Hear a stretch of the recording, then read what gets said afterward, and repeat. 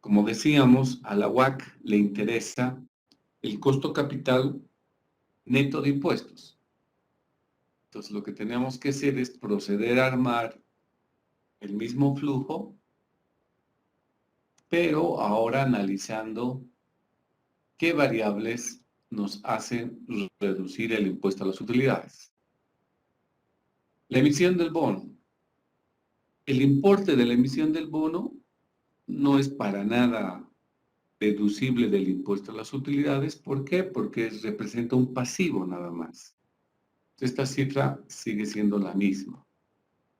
Los gastos de emisión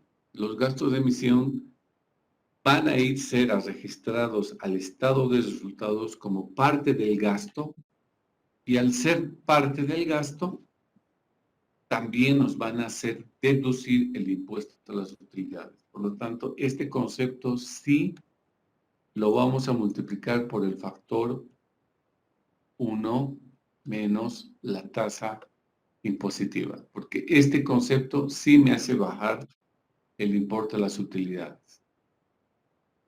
De tal manera que los 18,000 ahora se convierten en 13,500 como gastos de emisión, considerando su efecto positivo que tenemos al pagar menos impuesto. Luego tenemos la variable intereses. Los intereses, ¿dónde van a ir registrados? También van a ir registrados al estado de resultados, a la línea que ustedes conocen como costos financieros. Por lo tanto, también este concepto sí es deducible del impuesto a las utilidades. La tasa anual que habíamos reflejado viene a ser este 4.97, pero a diferencia del anterior, este viene a ser un costo de capital real anual sin impuestos.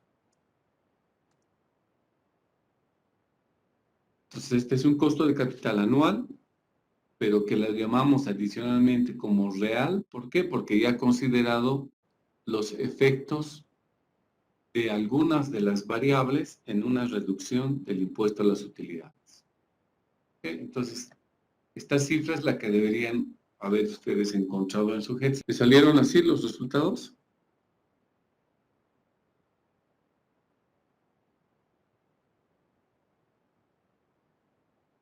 Muy bien. Me alegra que haya sido así. A ver, repasemos qué tipo de fuentes de financiamiento tenemos. Hemos hecho bonos, hemos hecho préstamo de largo plazo,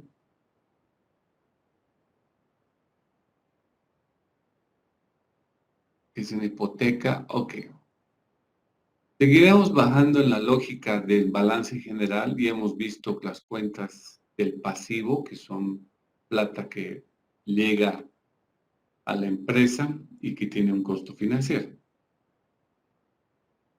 Ahora nos centraremos a las cuentas típicas que hay en el en el patrimonio neto. Y una de las fuentes de financiamiento típicas que tenemos es la emisión de acciones preferentes.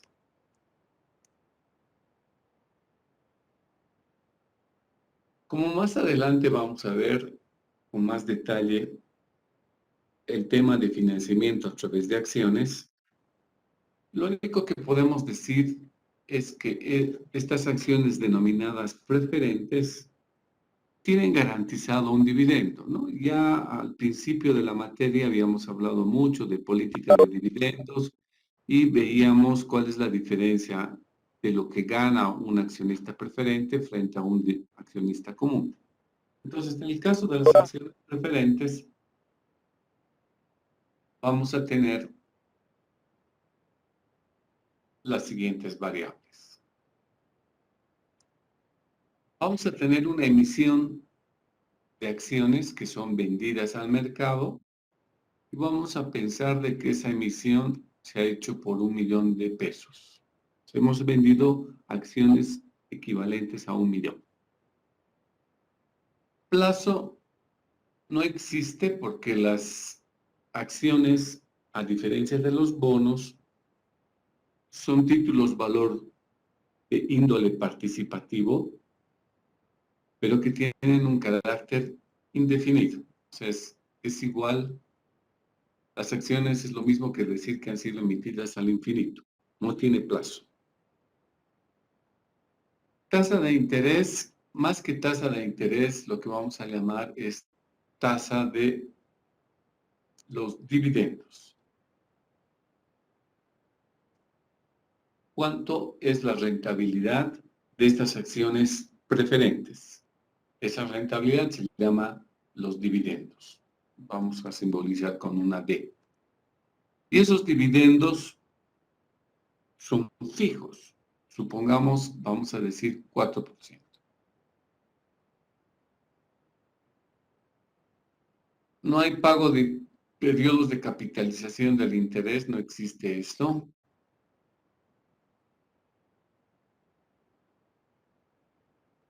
Lo que sí existe son gastos de emisión. Porque como cualquier otro título valor, tenemos que pagar comisiones, sea a la agencia de bolsa, sea a la ASFI, sea a la Bolsa Boliviana de Valores, tenemos que pagar comisiones. Además de ser una serie de gastos relacionados de orden legal, de orden administrativo, etcétera, ¿no? Entonces, vamos a pensar de que esos gastos de emisión ascienden a la suma de 15,000. Vamos a tener la tasa del IUE 25%, y en vez de colocar el importe de los intereses, vamos a decir el importe de los dividendos. Esto lo vamos a simbolizar con una D mayúscula a la tasa de los dividendos que estamos colocando con una D minúscula. Entonces, ¿cuánto de dividendo vamos a pagar cada año? No es otra cosa que el 4% del capital preferente, que es el millón. Eso nos da 40,000 pesos que pagamos por concepto de dividendos.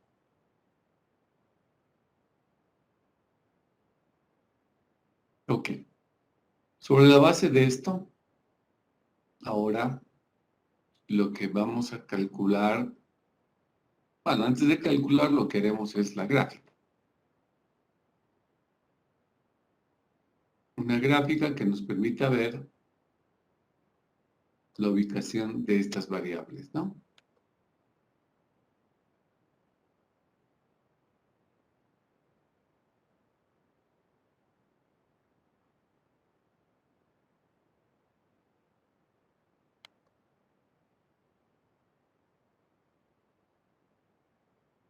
Bueno, nuestra gráfica, como ustedes ya conocen, tiene un periodo cero,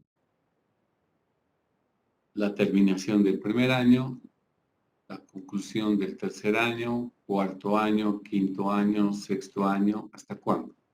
Hasta el infinito. Dado de que una acción no tiene plazo, está emitida de manera indefinida, al infinito.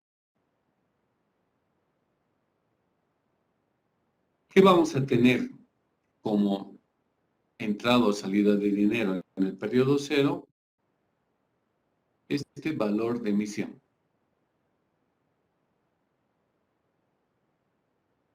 Eso que le vamos a colocar. El valor de emisión es la plata que recibimos en el periodo cero. Pero en el periodo cero también tenemos unas salidas de plata, que es los gastos de emisión.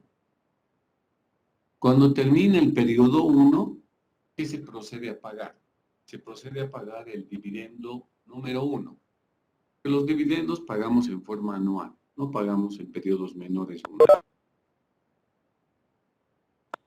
Los accionistas preferentes, cuando termine el año, proceden a recibir su rendimiento fijo, que es del 4%.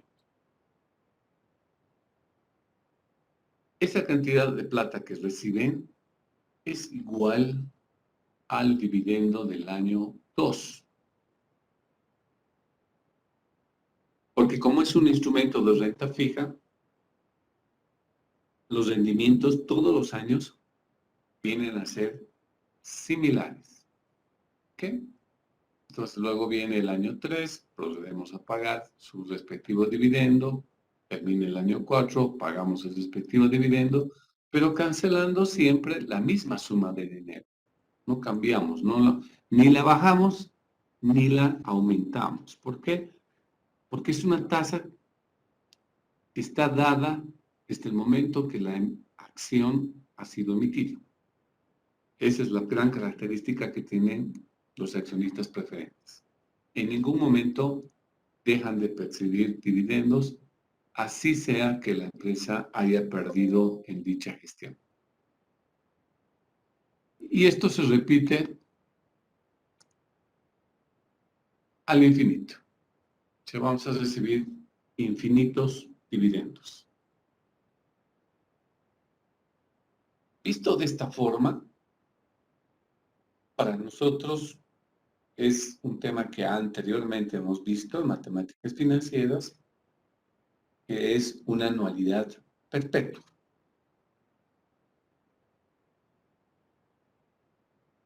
Es el nombre que habíamos dado a esos pagos hechos en importes iguales, en tiempos iguales, y que una vez que se inician no tiene fin, es decir, es al infinito.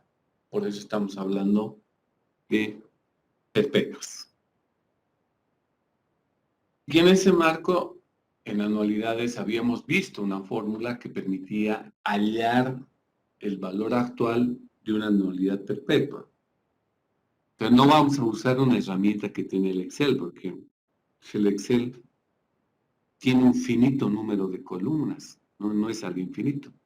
Ni tampoco no nos alcanzaría el día para manchar celdas que sean iguales al infinito. No sabemos, no existe. No sabemos dónde está el infinito, no existe ese infinito.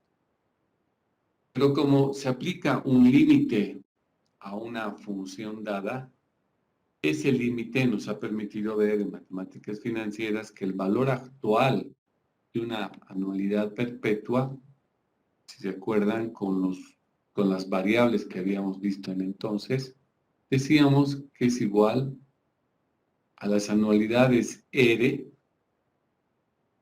dividido entre la tasa de descuento I. De esta forma, podemos hallar lo que es el costo de capital de una anualidad perpetua. Esta es la fórmula, ¿no? Pero esta fórmula, ahora llevada a nuestro ejemplo, que es acciones preferentes, nos estaría diciendo que si nosotros esta R sobre I me la llevo al otro lado, tendríamos valor actual menos R dividido entre I. Y todo eso sería igual a 0. ¿No ve? O si gustan, trabajamos con la fórmula que iguala los dineros de hoy con los dineros del futuro traídos al presente. Creo que es mejor esa segunda opción, que es volver otra vez al planteamiento que habíamos hecho en las primeras fuentes de financiamiento, donde decimos, los dineros de hoy, ¿cuáles son? Los dineros de hoy están dados por el millón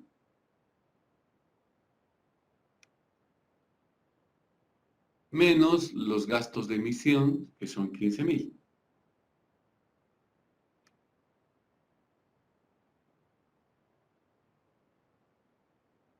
Así estaría dado, ¿no? Esos serían los dineros de hoy.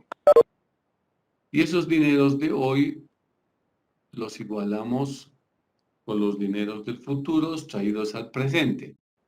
Pero los dineros del futuro están dados por estos importes de los dividendos, o sea, la D1, D2, D3, etc. Pero como todas esas Ds son iguales, y esas DES tienen un importe, como acabamos de calcular ahí arriba, ¿cuánto vale D? Vale 40,000 por año. Entonces, esos 40,000, lo que hacemos es descontar, dividir entre una tasa, que no sabemos cuánto es, y a esa tasa le estamos simbolizando como una I minúscula. Si ahora despejamos la I,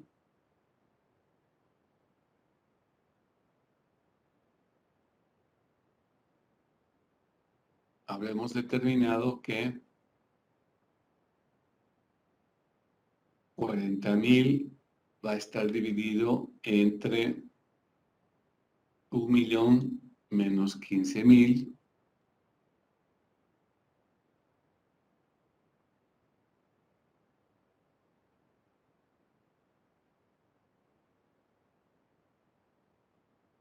Y que nos dará 985,000. Para que en definitiva eso nos determine un cociente expresado al tanto por ciento de 4,06. Que este vendría a ser el costo de capital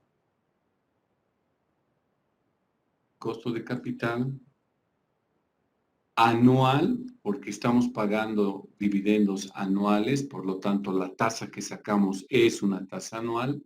Este sería el costo de capital anual, aún todavía con impuestos.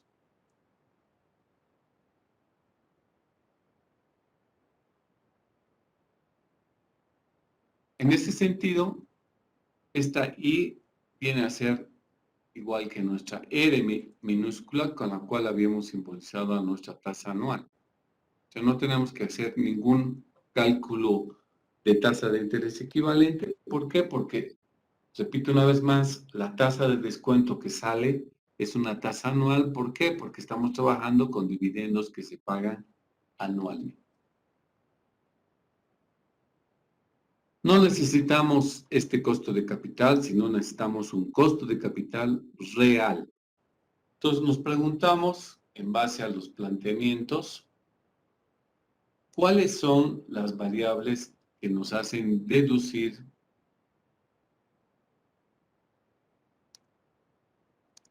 el impuesto a las utilidades?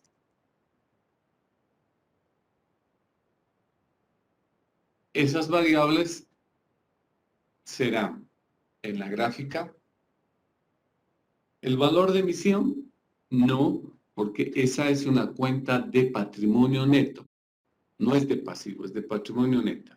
El valor de emisión viene a reflejar el capital preferente. Los gastos de emisión, sí, esos van a ir ser registrados al estado de resultados. Por ende, los vamos a multiplicar por el factor 1 menos 0,25, que es la alícuota del impuesto a las utilidades.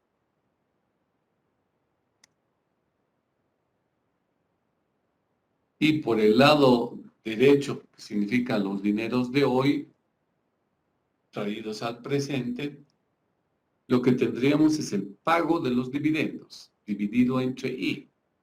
Pero el pago de los dividendos, que es 40,000, no se vería afectado por el impuesto a las utilidades, dado de que su origen sale de las utilidades de gestión. Entonces, este concepto de pago de los dividendos no es lo mismo que pagar intereses. Los dividendos salen ya de las utilidades, o sea, no tienen nada que ver en el estado de resultados. Por ese motivo, no es una cuenta del estado de resultados, sino es una cuenta patrimonial. Está en el balance general. Entonces, de lo que tenemos acá, lo único que tenemos es despejar I otra vez, ¿no? Decimos I es igual a 40,000 sobre todos estos números.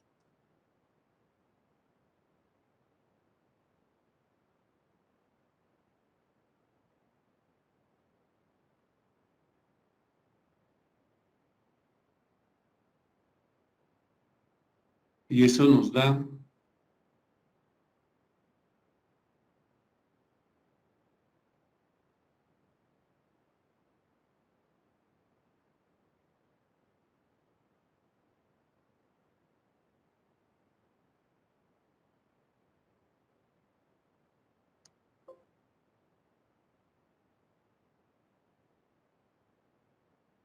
eso nos da este valor, ¿no?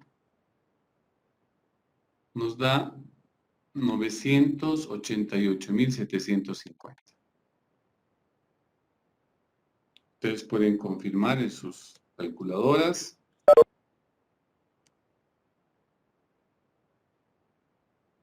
Cuyo cociente ahora expresado al tanto por ciento nos dará lo que conocemos como la tasa R minúscula, que va a ser igual en este caso a la I. ¿Por qué? Porque estamos trabajando igual con dividendos que son pagados en forma anual. Entonces este viene a ser el costo de capital real anual sin impuestos. Que esta cifra sí nos interesa porque esta cifra va a ir al cálculo de la WACC. ¿Estamos bien o se me han perdido, chicos?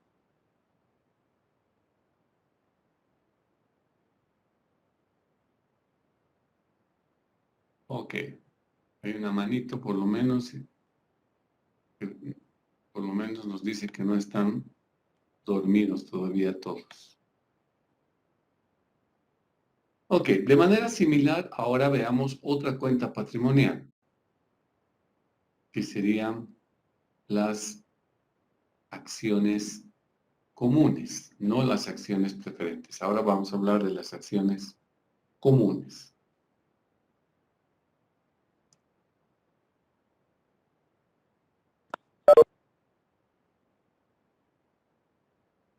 Estas, a diferencia de las anteriores,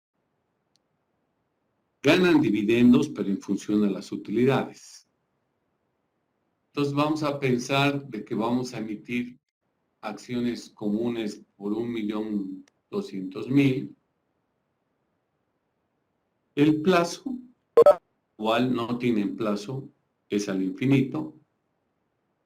Tampoco existe una tasa de los dividendos, porque como el dividendo llega a ser variable, cada año varía en función al nivel de utilidad que se tenga. Entonces, lo que se tiene en vez de tasa de los dividendos, lo que se tiene es una tasa de crecimiento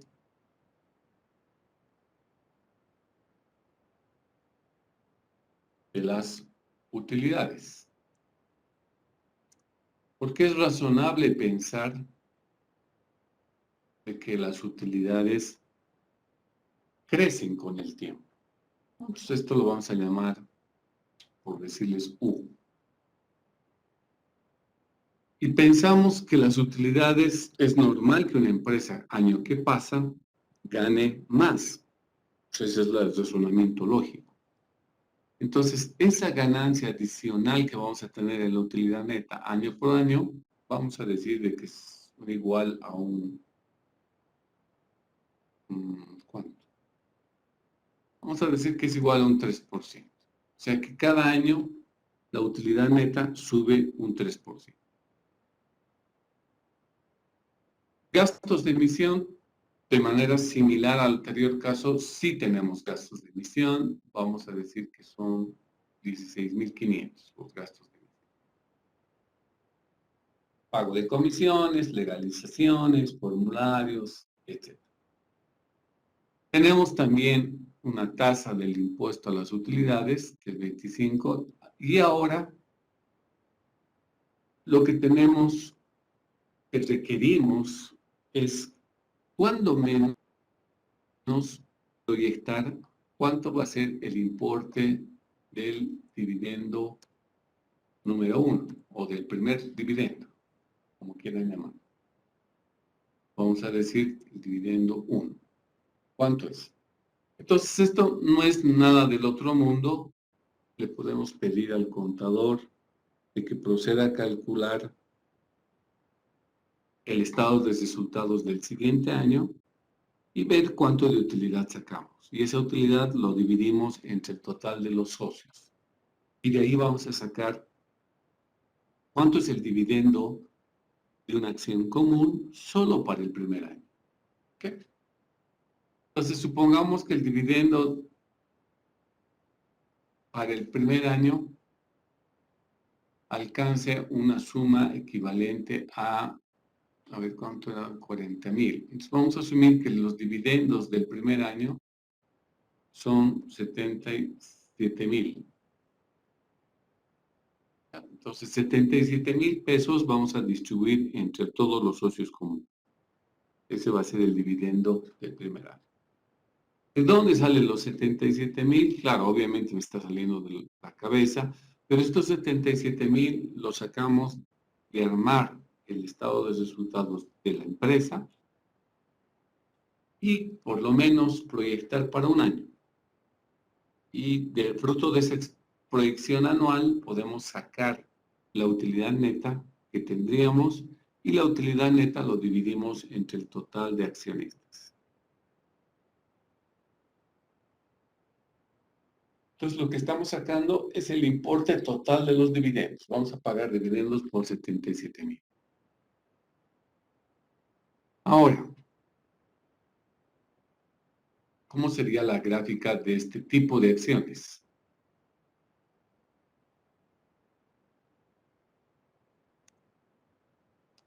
En el periodo 0 tendríamos un valor de emisión, deducimos los gastos de emisión, termina el periodo o el año 1, pagamos los respectivos dividendos, que es igual al dividendo 1, y en el año 2, el dividendo del año 2 vamos a escribir que es igual al dividendo del año 1 multiplicado por la tasa de crecimiento. La tasa de crecimiento la hemos simbolizado por U. Entonces, el dividendo 2 del año 2 es igual al dividendo del año 1 más un crecimiento que nosotros hemos dicho va a ser igual al 3%.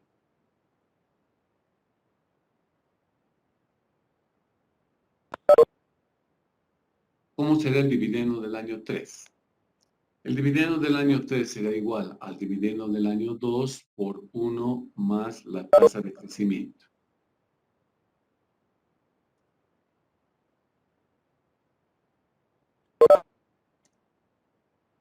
Pero sabemos que el dividendo 2 es igual a D1 por 1 más U. Entonces, en vez de colocar D2, voy a colocar su equivalencia, que es D1 por 1 más U. Y multiplicado por el otro paréntesis, 1 más U, el dividendo del año 3 sería lo mismo que escribir D1, 1 más U elevado al cuadrado.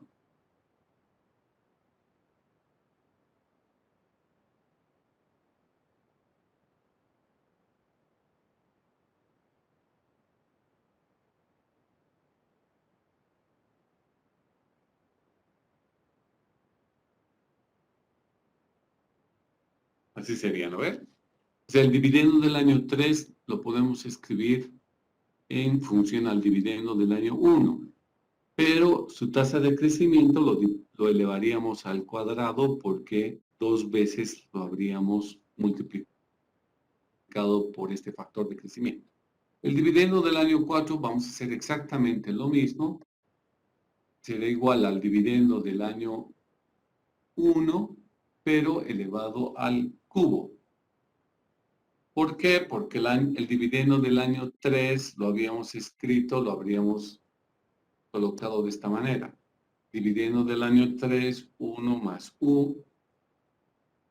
Y después, sustituyendo lo que es el dividendo 3 en función al dividendo 1, tendríamos esta situación, ¿no? Y así iríamos repitiendo año tras año, diciendo que el dividendo del año 4 sería, el año 5 sería igual al dividendo del año 1, 1 más i elevado a n menos 1, ¿no? Entonces, ¿cómo sería el último dividendo? El dividendo del infinito.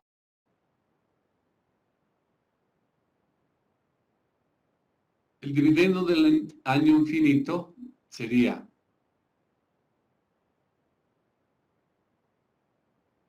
dividendo infinito por P1, 1 más i elevado a ¿cuánto? Elevado a infinito menos 1. Así sería el último dividendo. El dividendo infinito. Claro, lo que sí no tengo idea es dónde es ese infinito, ¿no? Pero ese sería el comportamiento de los dividendos que crecerían en forma constante año tras año. Bueno, este sería su gráfica. Ahora el tema es qué instrumento, qué fórmula me permite hallar el valor actual de dividendos que crecen en el tiempo.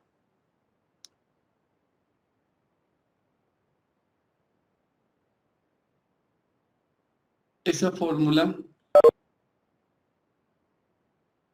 viene a ser igual una fórmula de anualidades perpetuas, pero con crecimiento constante. Entonces, ese es igual a la fórmula de las anualidades. Son anualidades especiales, se llaman esas, porque crecen de manera geométrica en el tiempo a una tasa constante. Entonces, esa tasa constante la estamos llamando U. Entonces, esto va a ser igual a R dividido entre I menos U. Colocando la información en variables que estamos utilizando en el ejemplo, vamos a decir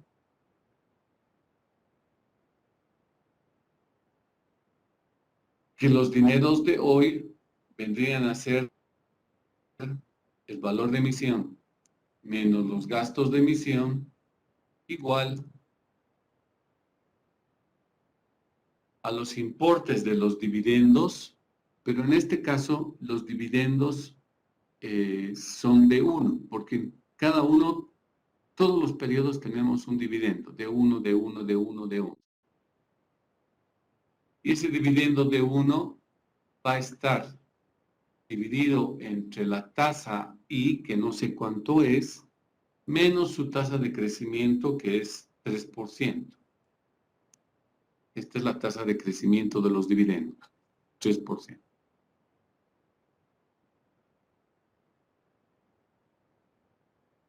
Y lo que tenemos que ahora es proceder a despejar. Tenemos que despejar I.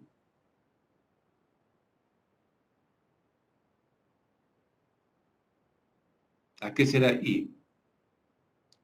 I va a ser igual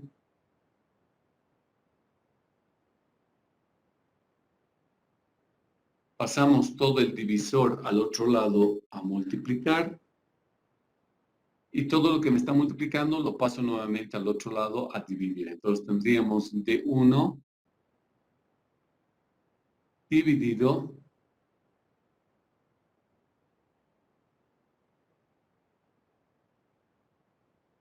entre el valor de emisión menos los gastos de emisión. Y a eso le quito la tasa de crecimiento U. En pocas palabras, esto que voy a colocar con un marquito, esa es la manera en que ustedes me despejarían esa tasa de interés de descuento llamada I, que llevado a la práctica, que llevado al ejemplo, nos permite decir que I va a ser igual al dividendo del año 1, que es lo que se estima para el primer año nada más, y esto lo dividimos entre el valor de emisión, que es 1.200.000, menos los gastos de emisión, que es 16.500. Y a eso le voy a quitar, esto le vamos a quitar la tasa de crecimiento de los dividendos. ¿Cuánto es? 0.03, es el equivalente al 3%. De donde sacamos que I viene a ser igual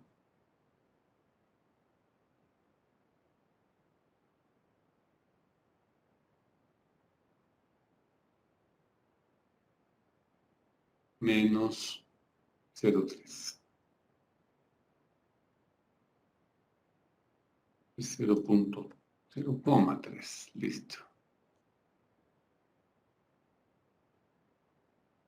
Y esto que estamos obteniendo sería nuestro costo de capital anual con impuestos. ¿Se entendió cómo hicimos, muchachos?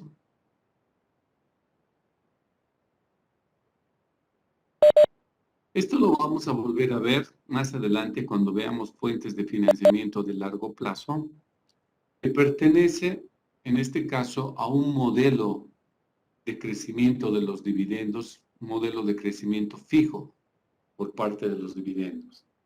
Entonces, cuando vayamos a ver cuáles son los valores de una acción en el mercado, vamos a ver tres modelos, ¿no? Un modelo donde los dividendos no crecen, un segundo modelo donde los dividendos crecen de manera fija y un tercer modelo cuando los dividendos crecen de manera variable. Lo que hicimos es echar mano al modelo de crecimiento fijo que nos ha permitido establecer cuánto es el costo de capital de acciones comunes, de la fuente de financiamiento que se llama acción común. Bien.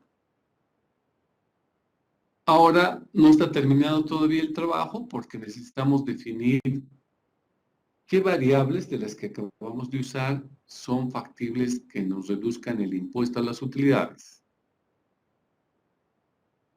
Entonces agarramos la gráfica y en la gráfica podemos ver, por ejemplo, valor de emisión. ¿Es deducible a los impuestos a las utilidades el valor de emisión? No, porque esa cuenta del valor de emisión es una cuenta patrimonial. Va a ir a formar parte del capital social de la empresa. O sea, no. ¿Gastos de emisión? Sí, porque como su nombre indica, es un gasto y va a ir a parar al estado de resultados en la parte de los gastos. Por lo tanto, me van a hacer bajar el impuesto a las utilidades. Los dividendos.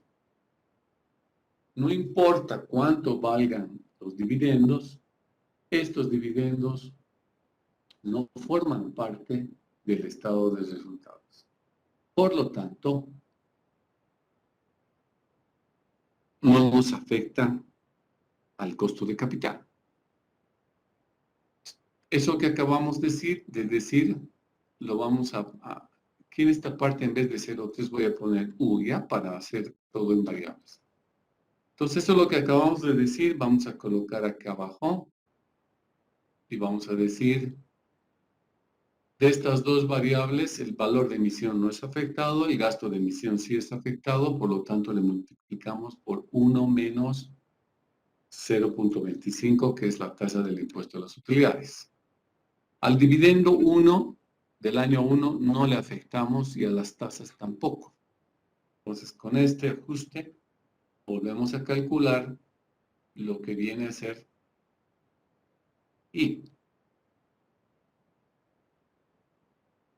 Entonces, diremos, el dividendo del año 1 es 77,000. Y abajo, los gastos el valor de emisión es 1,200,000. Y a eso le voy a restar los gastos de emisión, pero le voy a multiplicar por el factor 1 menos la tasa del impuesto a las utilidades. Con lo cual, y por supuesto le vamos a restar la tasa de crecimiento de los dividendos, menos 0,03.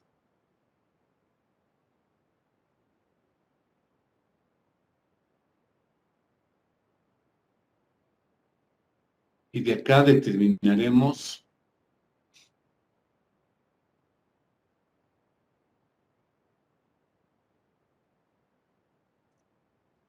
que I viene a ser igual, damos los datos, ¿correcto? Que I viene a ser igual al 3,48%. ¿Qué es esto?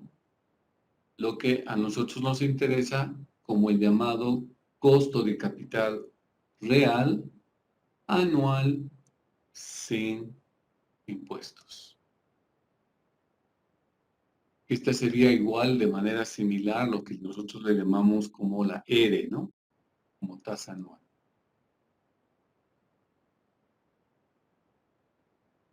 Y esta es la cifra que a la UAC le interesa. ¿Por qué? Porque es una cifra que ha considerado beneficios como desventajas de optar por esta fuente de financiamiento. Bien. ¿Qué otras cuentas suelen estar en el patrimonio neto? Pues estarán lo que llamamos las utilidades retenidas o acumuladas también, si se suelen llamar.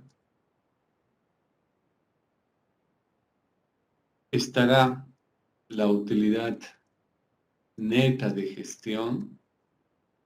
Habrán otras cuentas como se llama la reserva legal, por ejemplo, o puede haber también cuentas de reservas voluntarias que hayan hecho la empresa. Entonces, estas otras cuentas que estarán asociadas también a ciertos importes son recursos que pertenecen también a la empresa.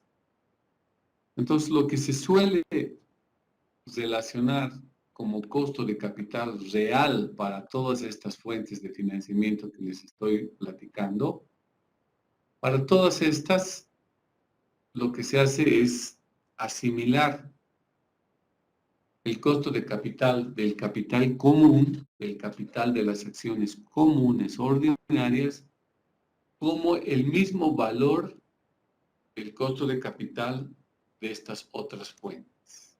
¿Okay? Entonces, en resumidas cuentas, todas esas otras cuentas que están dentro del patrimonio neto, no es que no valgan nada, tienen un valor, o sea, tienen un precio. Esos recursos propios que son de la empresa, se los asimilan con un precio igual al precio o al costo de capital de las acciones comunes, ¿de acuerdo? Entonces, no vamos a sacar entonces otras cifras, vamos a tener, si asumimos ejemplos para las utilidades retenidas, para la utilidad neta de gestión, reserva legal, cuánta platita tenemos, a todas esas fuentes le ponemos el mismo costo de capital real que establecimos para las acciones comunes. Ok, y con esto se habría acabado todas las fuentes de financiamiento que están en un balance, ¿no? Las del pasivo y las del patrimonio neto. Ahora sí necesitamos por fin consolidar toda la información y calcular lo que queremos que es la vaca. ¿Cómo lo vamos a hacer?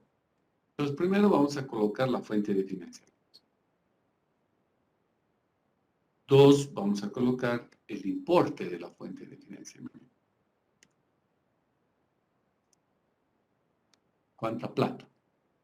Y 3, vamos a calcular el peso relativo que tiene cada fuente de financiamiento. O sea, cuán importante llega a ser cada fuente de financiamiento.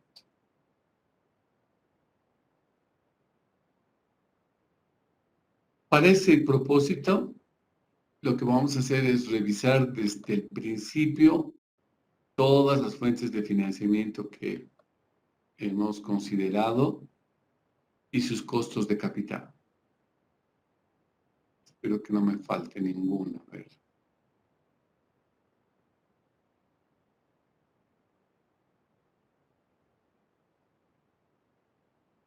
Aquí está. Hemos empezado con la primera fuente de financiamiento que se llamaba proveedores. Eso lo colocamos acá.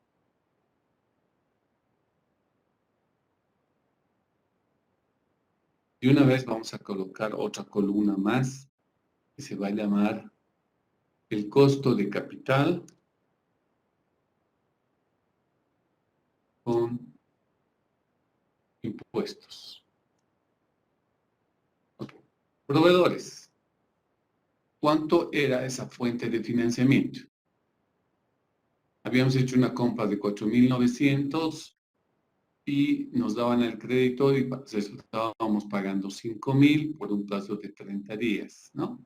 Habíamos sacado su tasa de interés diaria, luego calculábamos su tasa de interés anual a través de la herramienta y este es el resultado. Es decir,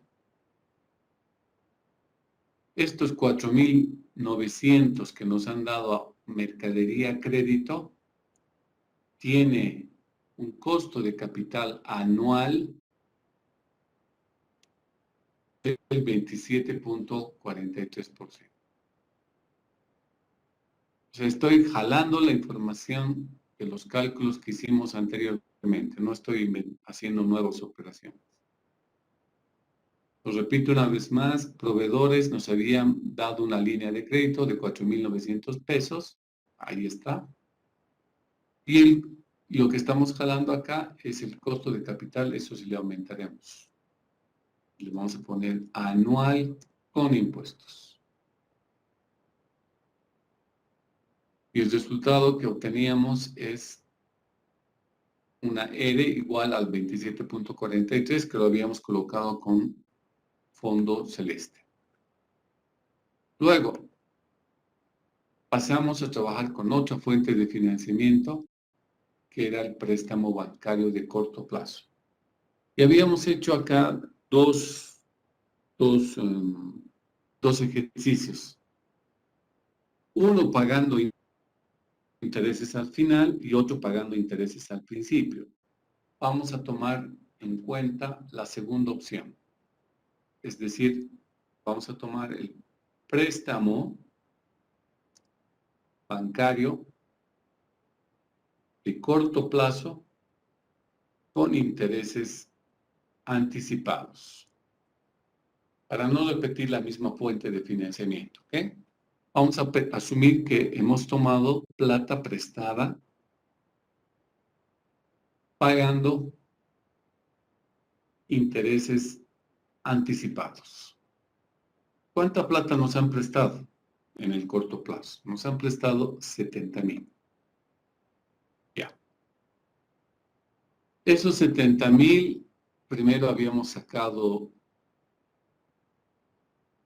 su costo de capital y luego esta tasa y la habíamos convertido en una tasa anual y sacábamos lo que denominábamos el costo anual o el costo de capital con impuestos. Pero como les decía, a la UAC le interesa bueno, voy a jalar este dato, después vamos a jalar el otro dato. Esa tasa anual es el 46.08%. Más abajo, después sacamos el costo de capital sin impuestos, ¿no? que nos había dado 32.92. Esto luego lo voy a jalar, ¿ya? Luego, no, perdón. La R que acabo de jalar es impuestos pagados al vencimiento. Nosotros hemos quedado que vamos a pagar intereses anticipados. Entonces la R es mayor, un poquito mayor. Esta es costo de capital sin impuestos, 35. Acá está. Es 50.87. La tasa, el costo de capital, todavía sin quitar el efecto de impuestos. Eso corresponde al préstamo bancario con intereses anticipados. Luego, habíamos hablado de otra fuente de financiamiento, que es la hipoteca. ¿Cuánta plata nos prestamos a través de la hipoteca? 1.200.000. ¿Cuánto es su costo anual con impuestos? Entonces, buscamos la R con impuestos. Acá está. Esto es igual a 15.39%. Siguiente fuente de financiamiento. Bonos, lo que ustedes han hecho. Bonos, ¿cuánta plata nos prestamos vía bonos? 1.5 millones. ¿Cuál es su costo de capital con impuestos? 6.648%.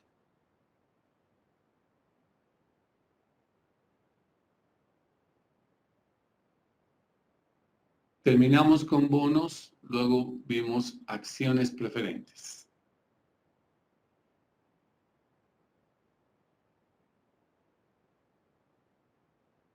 ¿Cuánta plata? 1 millón. ¿Cuánto es el costo de capital con impuestos? Buscamos el cálculo que hemos hecho al empezar la clase. Costo de capital con impuestos, 4.06. Luego nos fuimos a acciones comunes.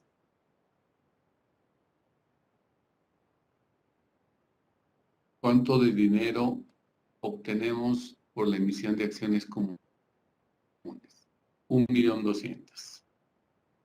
¿Cuánto es el costo de capital con impuestos? 3.51. Listo. Y no tenemos nada más, ¿no? Ahora, si tuviéramos, como les he dicho hace un instante, saldos en las cuentas de utilidades retenidas, en el saldo en la cuenta de utilidad neta de gestión, saldo en la reserva legal, no hacen otra cosa que copiarlas acá abajo, ¿no?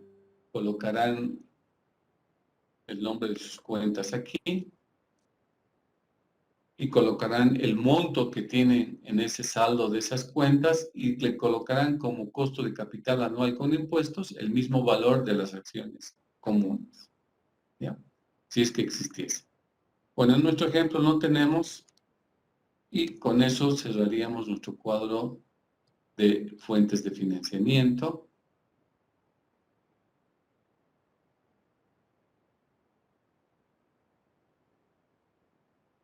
Donde sumamos primero cuánta plata tiene costo de capital. Estamos hablando de 4.974.000. Y en la siguiente columna, lo que vamos a hacer es ponderar o sacar el porcentaje de cada fuente de financiamiento. ¿Cuán importante es? ¿Cómo encontramos? Dividiendo el importe de cada fuente sobre el total de plata que tiene costo. Y lo expresamos al tanto por ciento, ¿no? La primera fuente es bien bajita, apenas 0.10%.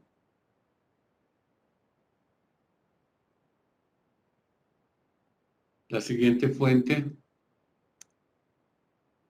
1.41 y así sucesivamente. Se supone que todo esto siempre nos tiene que dar 100%. Con este par de columnas, ¿qué nos está diciendo? Nos está dando datos muy interesantes, como por ejemplo, que resulta que la principal fuente de financiamiento que tiene esta empresa imaginaria es la emisión de bonos.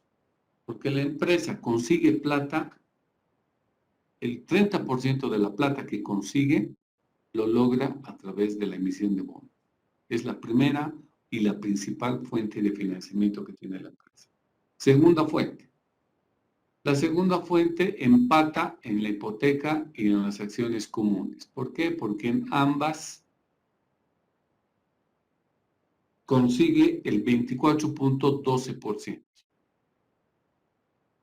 Un poquito más atrás está la emisión de las acciones preferentes, con lo cual conseguimos un 20%. La fuente de financiamiento más ínfima, la más reducida, es el financiamiento de los proveedores, apenas en 0,10%. Entonces, esta columna lo que les está marcando es, en pocas palabras, cuál fuente de financiamiento es la más importante y cuál es la menos significativa, la menos importante. Ok. La otra columna ya sabemos qué significa. Es el costo de capital anual que tiene todas estas fuentes de financiamiento. Pero a la UAC no le interesa el costo de capital con impuestos, sino que le interesa es la que está sin impuestos.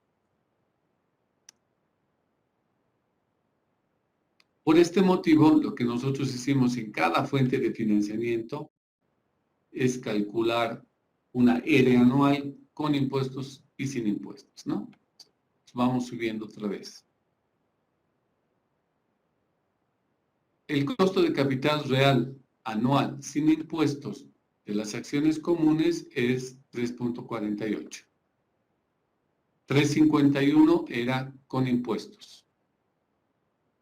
Luego, costo de capital real anual sin impuestos de las acciones preferentes, 4.05. Seguimos jalando.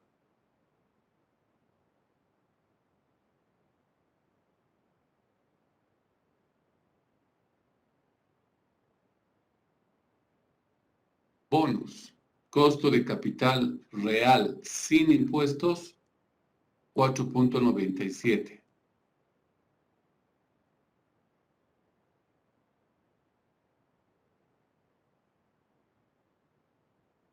Hipoteca, costo de capital real sin impuestos, 11.36.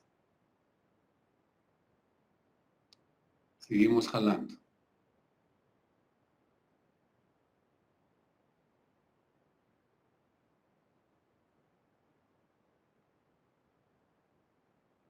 Costo de capital sin impuestos de un préstamo que paga intereses en forma anticipada, exacto, 35.30. Y en el caso de proveedores, solo calculamos una sola, es la misma, porque no tiene impacto en el tema de,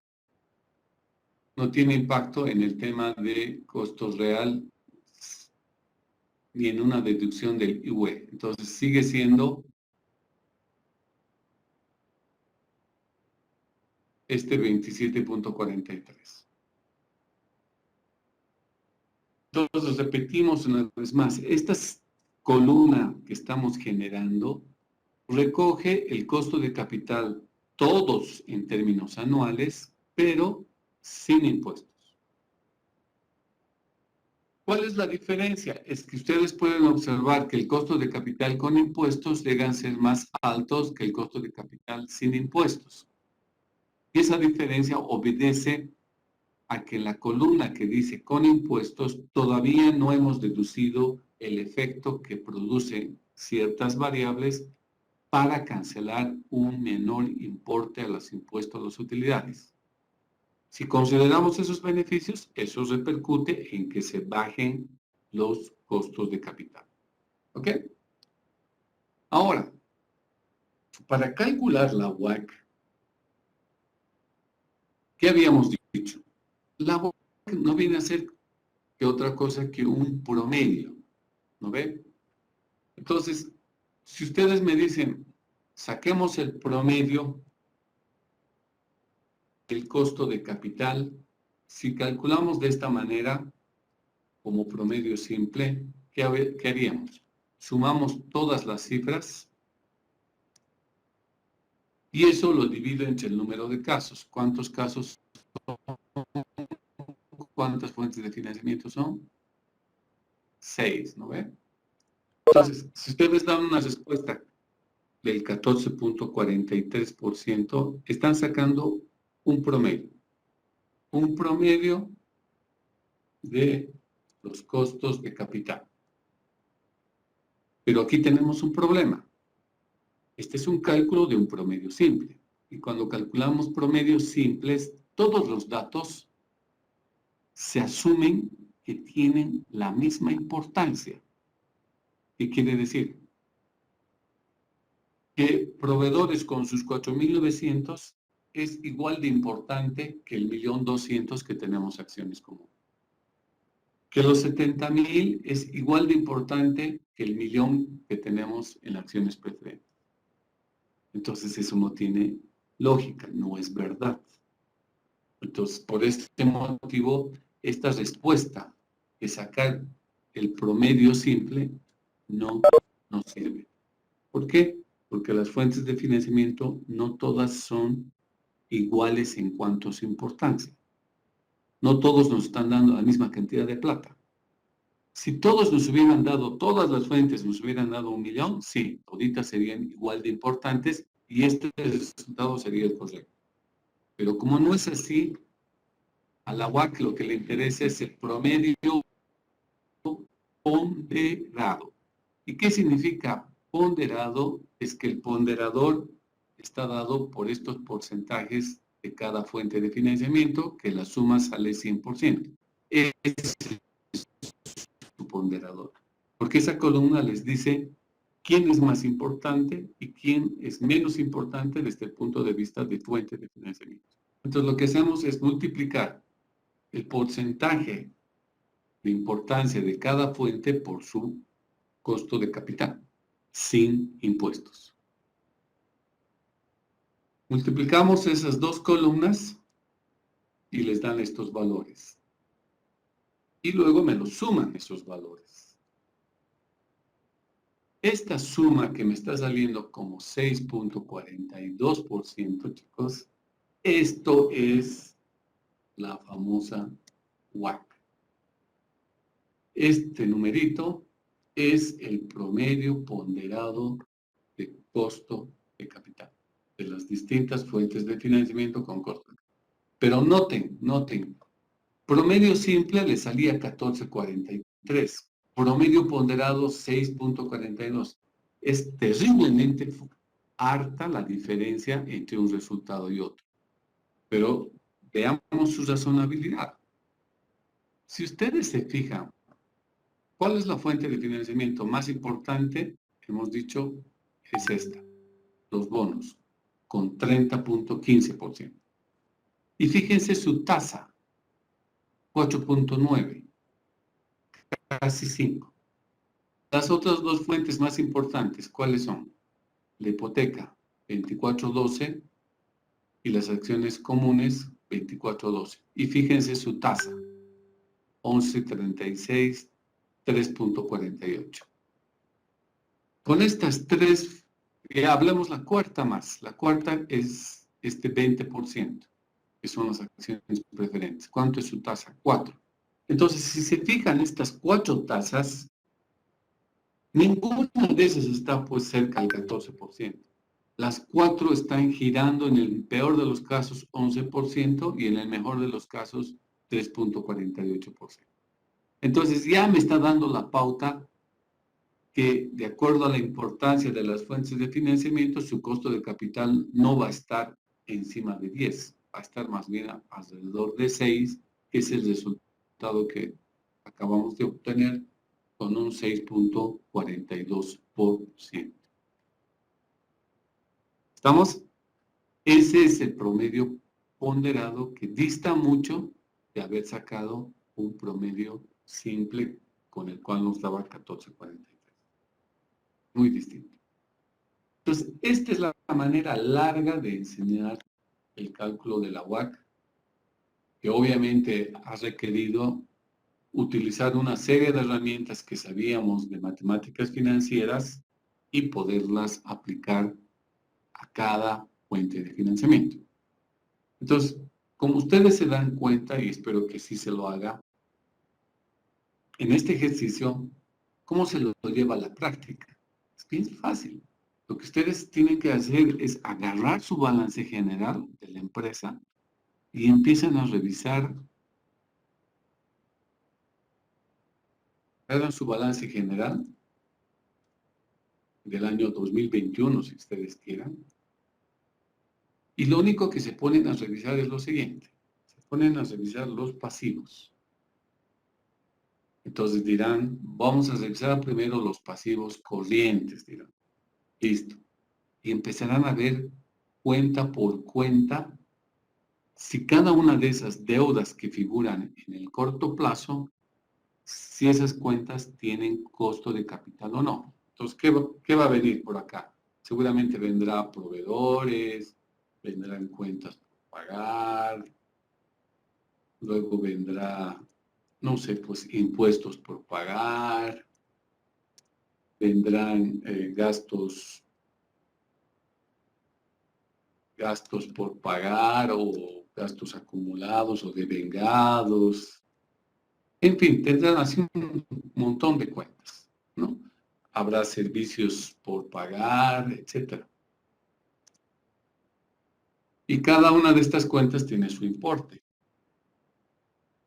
Entonces, lo único que tenemos que preguntarnos es, a ver, proveedores, si no pagamos esta cuenta, ¿crece en el tiempo? ¿El próximo mes, el próximo año va a subir más si no pago esta deuda? Si sube, significa que tiene costo de capital. Entonces, si sube, tiene costo de capital, entonces sí lo tengo que considerar en el cálculo de la WACC. Cuentas por pagar. Hago el mismo ejercicio. Me pregunto, ¿estas cuentas por pagar, deuda de quién es? Ah, es una deuda de un proveedor que no nos reclama, etcétera. Entonces, el próximo año esta cuenta puede subir porque no nos da ninguna actualización. Entonces, como esta cuenta no sube, significa que no tiene costo de capital. Y si no tiene costo de capital, no entra en el cálculo de la WACC. Luego se van a impuestos por pagar. Si esta cuenta no la pago, ¿crece? Sí crece porque nos cobran intereses, nos cobran penalidades, etc. Entonces esta cuenta sí tiene costo de capital. Gastos por devengados, ¿tiene costo de capital? No. ¿Por qué? Porque si son deudas que si no las pagamos, no crecen. Algún día las pagaremos, pero no crecen, no nos incrementan. Listo, no tienen costo de capital. Servicios, digamos, la energía eléctrica. ¿Esta fuente tiene costo de capital? Nos pueden decir, sí, sí tiene. ¿Por qué? Porque si no nos pagamos, si no la pagamos, nos pueden cortar. Pero más allá de eso, nos van a recargar el corte o la reconexión, que es una cifra en dinero. Entonces tiene costo de capital.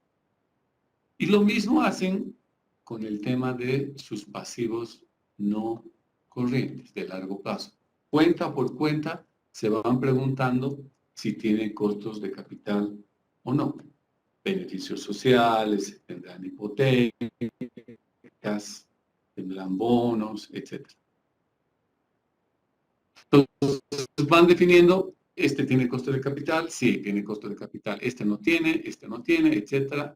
Y una vez que las han seleccionado las cuentas, ¿cuáles son las que consideran? Solo las que tienen costo de capital. Esta, y solo con esas trabajan. Las otras no significa que no nos importa, nos importa, pues sí, pero son platas, son dineros gratis, entonces a esas no las tomamos en cuenta para la WAC, pero al resto que están con color amarillo, esas sí, de esas cuentas sí tenemos que sacar su costo de. Y cuando lleguen a la parte del patrimonio neto, ahí toditas las cuentas tienen costo de capital. Toditas, no son ninguna así gratis, toditas tienen. En cambio, en los pasivos pueden haber varias cuentas, que en la realidad sí les hay, que no tienen costo de capital. ¿Ok? De esa manera, repito una vez más, mañana agarran su balance en su empresa y pueden determinar su WACC para el año 2021. Después pueden terminar en el siguiente año y sacan el WACC del siguiente año. Con este cuadrito que acabamos de armar, nos sirve para muchos propósitos, ¿no? Nos sirve para decir qué fuente es la principal, de donde sacamos plata, y cuál es la fuente menos importante. Pero al análisis de la columna de costo de capital sin impuestos, ¿qué estamos mirando? Estamos mirando qué fuente de financiamiento es la más barata. ¿Y cuál ha sido el dinero más barato? Trabajar con las acciones comunes. ¿Por qué? Porque solamente nos cuesta 3.48. ¿Cuál es la segunda fuente más barata? Las acciones preferentes, 4%. ¿Cuál es la fuente de financiamiento más cara? Había sido el préstamo bancario pagado por anticipado, nos cuesta 35%. Entonces, en base a estos cuadros, por ejemplo, ya podríamos tomar decisiones y decir, mira, no vamos a emitir más acciones porque no queremos más accionistas, pero podemos emitir más bonos. ¿Por qué? Los bonos apenas nos cuesta 4.97. Entonces, ¿por qué no emitimos bonos por 100,000 pesos más? Y con esos 100,000 pagamos el préstamo de corto plazo. Nos ahorramos harto, ¿no? Porque pagamos de un interés de 4.97 en los bonos y en el préstamo de corto plazo estoy pagando 35%. Entonces, ya puedo ir tomando decisiones para cambiar las fuentes de financiamiento en la medida que sea posible. ¿Eso va a repercutir en qué? En que su WACC cada vez sea más bajo. Significa que el costo de capital, que es como cualquier otro costo que tiene la empresa, tenemos la obligación de reducirlo cada año, minimizarlo. Entonces, eso también, de manera bien sintética con este cuadrito que hemos armado, nos ayuda a tomar decisiones, nos brinda información para que el financiero pueda asumir decisiones, ¿no? Pero repito una vez más, esta es la forma larga, pero real, de calcular una WACC de manera práctica. En la próxima clase vamos a aprender el cálculo de la WACC en 10 minutos, pero en base a datos que vamos a asumir el costo de capital. En cambio, estos datos no hemos asumido, no les he dicho, el costo de capital de esta fuente es este porcentaje. No, lo hemos construido. Uno por uno hemos ido construyendo los costos de capital. La otra forma de enseñar el cálculo de la WACC es darles ya los costos de capital. Si les doy, es 10 minutos lo máximo que necesito para calcular la WACC. Fácil. Pero el camino que hemos elegido es el largo, porque a mí lo que me interesa es que no se vayan con un tema visto de manera superficial y digan es una cosa más de libro, sino que sea una cosa real, una cosa práctica que ustedes puedan calcular mañana en nuestro país, en una industria, en una empresa de La Paz, y puedan sacar este número. La metodología es muy amigable.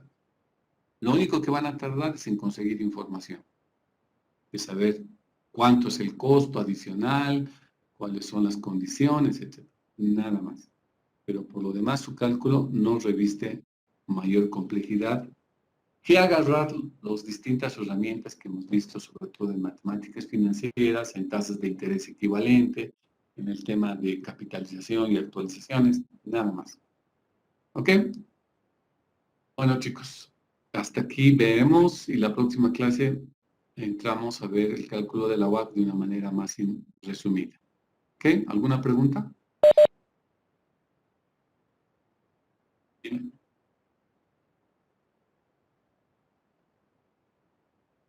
Sí.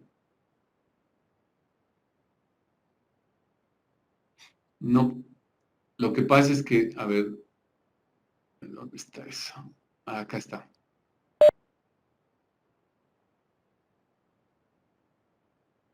Este número, te lo voy a poner en palabras así. Este número que está dividiendo al dividendo 1 pasa al otro lado ¿a qué? A multiplicar. Entonces va a venir 1 o i menos u, ¿cierto? Que está multiplicado por el valor de emisión menos los gastos de emisión. ¿De acuerdo? Luego, ¿qué hacemos? Este que está multiplicando me lo llevo acá a dividir. ¿Y qué queda? 1 menos u. Entonces, esto que me está restando a este lado, pasa al otro lado a sumar. Ah, tienes razón, ¿no? El signo está con el signo más. Mil gracias. Sí, tienes razón. Entonces queda i y la u pasa al otro lado a sumar.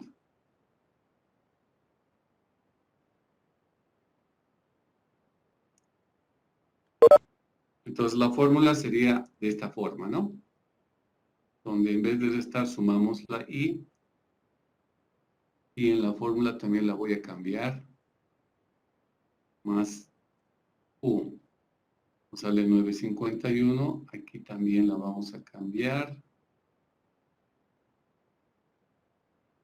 más u, aquí más u, 948. Listo. Gracias por la pregunta y nos ha dado también la posibilidad de detectar ese errorcito, que es simplemente despejar de esa forma, ¿no? Otra pregunta más, chicos.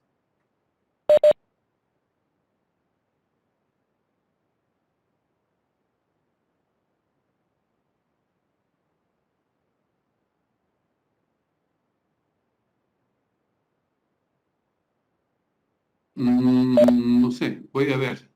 No he hecho todavía las preguntas. Dependiendo del grado de complejidad de las preguntas, voy a ampliar el plazo. Pero si las preguntas son muy fáciles, se mantiene o se puede reducir el plazo. Lo que pasa es que por este sistema que tenemos de evaluación ahora a distancia, se privilegia el tema del tiempo.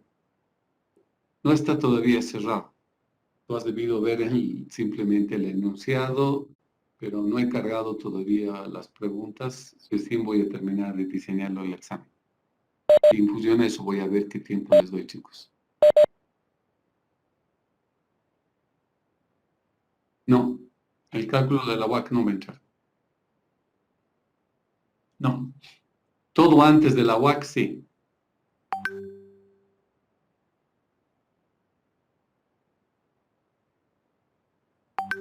Todo lo que habíamos visto antes de la UAC.